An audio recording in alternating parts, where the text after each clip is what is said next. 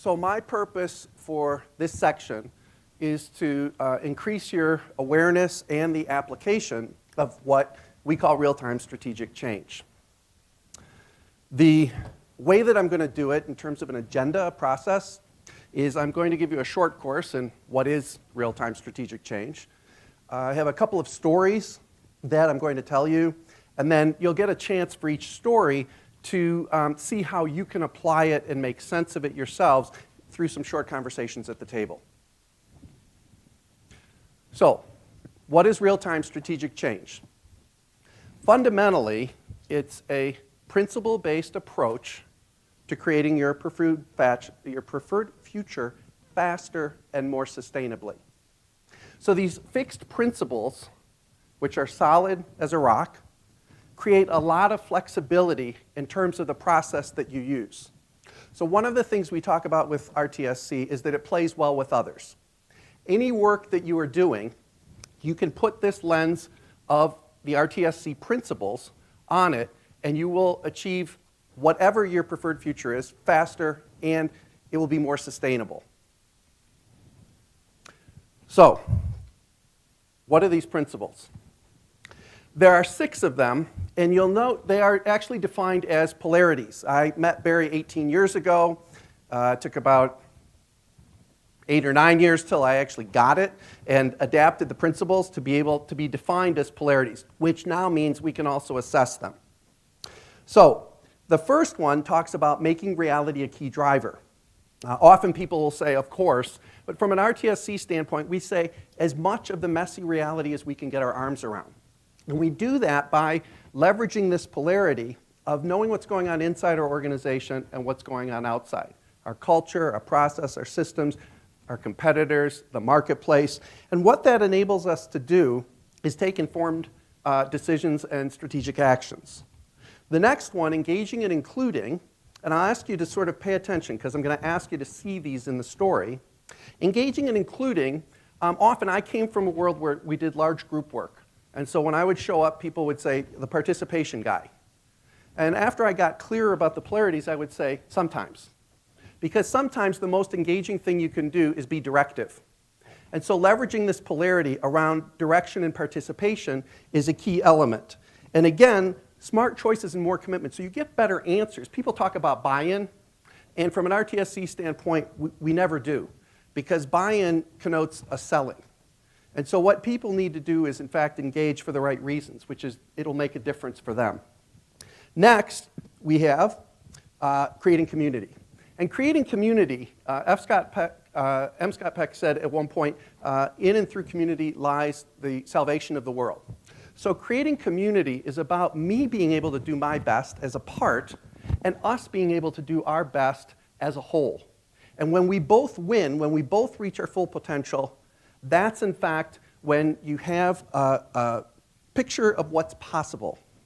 The yellow one that I skipped is on preferred futuring. Ron Lippett, we can thank for this. And again, a polarity about combining the best of our past and present with possibilities that are compelling for the future. And out of that, in fact, what we get is our best future. So the next one is most unique. It's called real time. And this polarity is about planning for our future and being in our future now. So Stan Davis in 1997 wrote a book called Future Perfect. Is that 5 minutes? Yes. Sorry? Okay. So Future Perfect is talking about managing in the future perfect tense as if things had already happened. So we reach out and we grab hold of some part of the future and make it in the present. And then finally, building understanding. And building understanding is about inquiry and advocacy. What is it that I stand for, and what is it that I can learn from you? And out of that, we get ongoing learning and development. So these 6 principles are actually the foundation of RTSC. They're defined as polarities. And again, now we can measure them. So, story 1. Mobil in the Gulf of Mexico, they were in a death spiral, as they described it. Less investment from corporate meant they could do less innovation and get less products and services out into the field. As they got less products and services, their return on investment decreased. As their return on investment decreased, they got less money from corporate, and you can see how the spiral worked. So they actually sent 15 people to a large group intervention conference to choose a consultant. They actually looked at all of the processes with 15 people. They were roustabouts, geoscientists, financial analysts, all together to figure out what was going to make sense for them. As they chose real-time strategic change, one of the things that happened was, in fact, as part of the process, we had leadership alignment work we were going to do. And we said to them, pick out the leaders that need to be aligned for this effort to succeed. There's no set number, it's the number that you need. We went away for 3 days, we came back, and we said, who are the leaders that need to be part of this? Thinking 15, 20, whatever. They took a stack of papers and they dropped them in front of us, and we looked at it and went, no, just the leaders to be aligned for this to succeed. There are 1,200 people in the organization, there were 300 names.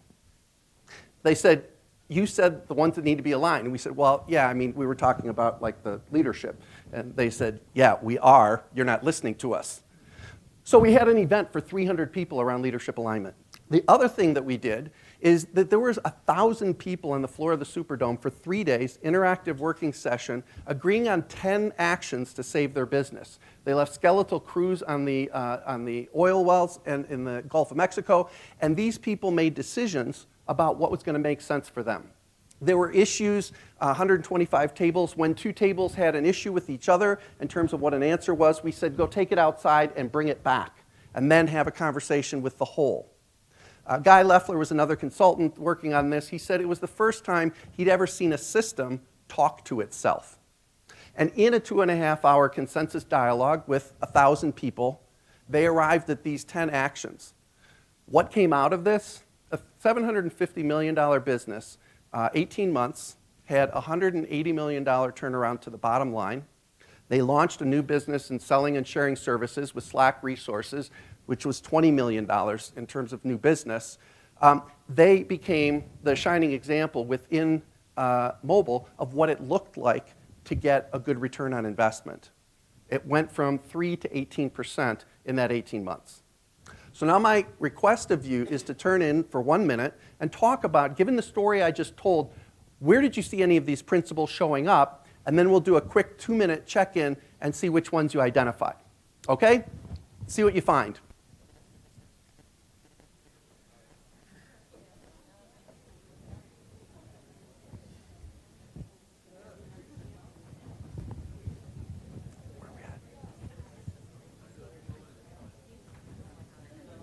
Where are we at?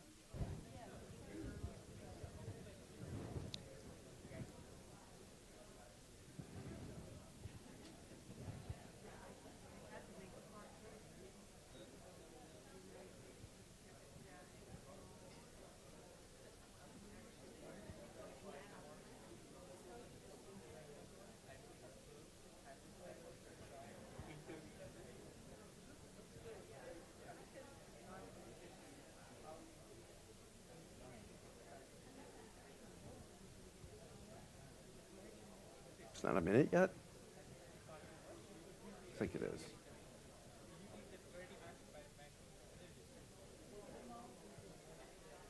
Okay, let's check in. If you have something that you saw as a principle, just pop your hand in the air, shout it out, and I will repeat it. Right? We won't have to worry about the mics. Did anybody see anything about these principles? They say no. I say the exit is stage left. That was a joke. Okay. Anybody find anything in the principles? Yes. And where? Or how?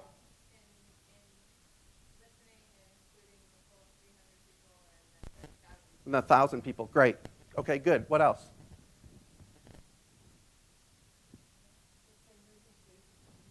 Creating community for the same reason in terms of people and their potential. Good. All right. Anything else?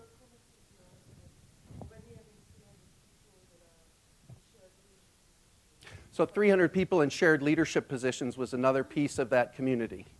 Okay?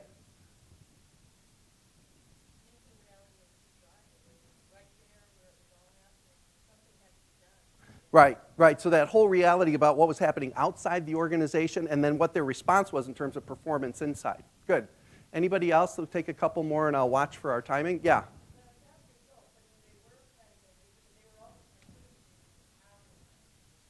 Right, right. One of the things that happened in this is they went to a large group intervention conference. There were a couple of them held back when we were doing this work, and there was a group that met on sustainability. Has anybody ever had an issue with sustainability? Not in this group. So one of the things that happened was John Healy, he's a supervisor, and he was sitting next to Billy Albin, who's written this book on large group interventions, and this whole conversation was about sustainability, and John Healy, in his Cajun accent, said, well, I don't know about the rest, y'all, or all y'all, but we don't have a problem with sustainability because we've taken these principles, we've made them a way of doing business, and since we do business every day, it's pretty sustainable.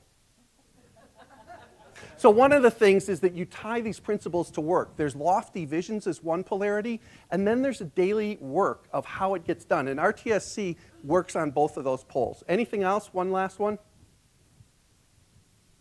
One thing that I found missing was in the decision making happening during phase 3 was the combining the best of the past and the present. Yeah, so you didn't see that one as much. Right, and one of the things that they did do, right, is that they looked and they said, what is it? And they had this conversation in this 1,000-person meeting. It's like, what do we need to hold on to? What are we proud of? What's made us who we are as an identity? And what are the things that we need to change and make radical changes in today and tomorrow in order to be successful? Because, of course, there were issues with how they had done business, but there was a pride in terms of who we are and what we do, and safety and all of these things that they did have standards on. That's what they were holding on to. Okay, yeah.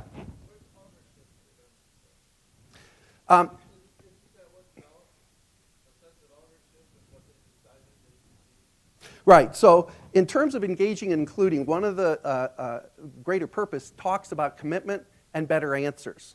So one of the nice things is when you get 1,000 people out of 1,200 in an organization, ownership isn't an issue. Everybody came up with those 10 ideas and what they were going to do. And so implementation wasn't an issue either, because when they went back to work, everybody was working on 10 things.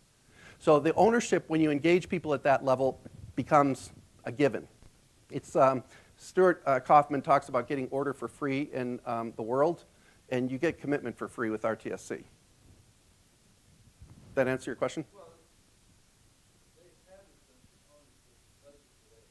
Yes.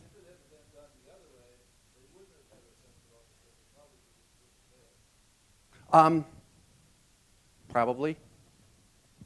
Story 2. How much time do we have? 4 minutes. Okay, story 2. Adam Street Publishing, 250,000 monthly readers. Very different. 22 people. I said it could be applied in any way. One of the things that they had was a lot of frustration, missed deadlines, but an excellent quality product. So to the face of the public, it looked really good. Inside, it was a pain. It was difficult. There was always a hassle. So one of the things that they started to look at was, first of all, of course, they had a vision, and they got clear about their values and had conversations with people about it to be the cutting-edge thought leader in the community and about what was cool and entertaining and informative. So they had their vision. One of the things then they started looking at was the edit team showed up late. Like they had a 10 o'clock deadline. They showed up late at 10 o'clock in the morning. And so they came up with, and I worked with them on something called the strike, hit, and home run sheet.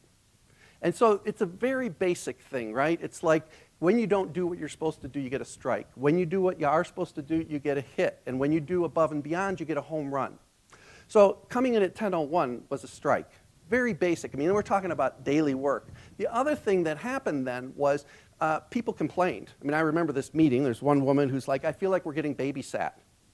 And one of the owners said, well, not exactly, but I know how you're feeling that way. One of the things we're looking for are home runs. They set aside a % of the monthly revenue as bonuses for above and beyond behavior. So they were looking for a polarity around what was really working and what wasn't. And those, in fact, got managed and dealt with through this simple form of a strike, hit, and home run. Okay, that's just one example.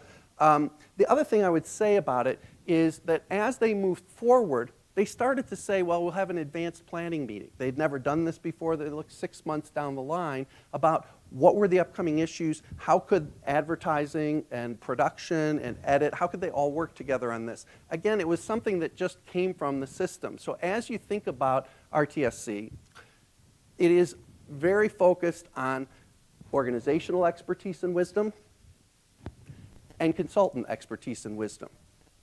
So there are ways in which I can work as an RTSC consultant and push people to think in new and different ways.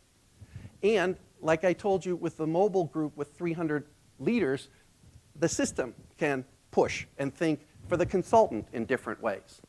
And one of the beautiful things about working from principles is you can use them anytime, anywhere, for any reason. But if you're interested in fast and lasting change, leveraging these polarities to get those greater purpose statements is a very easy and productive and effective way.